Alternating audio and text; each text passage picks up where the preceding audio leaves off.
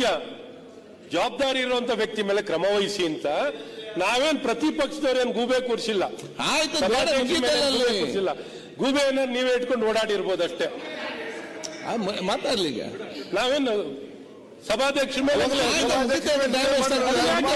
ಗೂಬೆ ಕೂರಿಸಿಲ್ಲ. ಇವರ ಲೋಪವನ್ನ ನಮ್ಮೇಲೆ ಬಿಂಬಿಸ್ತೀರಾ? ನಿಮ್ಮ ಲೋಪ ನೀವು ಒಪ್ಪಿಕೊಳ್ಳಿ, ನಿಮ್ಮಲ್ಲಿ ತಪ್ಪಾಗಿದೆ ಅಂತ ನೀವು ಬಟ್ ಯುವರ್ ಸ್ಟೇಟ್ಮೆಂಟ್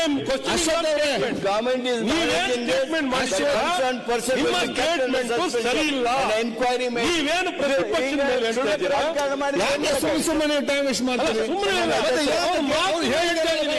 ಹೇಳಿದ್ದಾರೆ ಅದನ್ನ ಯಾಕೆ ತಪ್ಪುಡ್ಕೊಂಡು ಹೋಗ್ಬೇಕು? ಸನ್ಮಾನ್ಯ ಅಧ್ಯಕ್ಷರೇ, ಅದರ ಬಗ್ಗೆ ನೀವು ನೋಡ್ತಿದ್ದೀರಾ, ಇದು ನ್ಯೂಸ್ 88 ಕನ್ನಡ, ಸುದ್ದಿಯ ಜೊತೆ ಸದಾ ನಿಮ್ಮೊಂದಿಗೆ.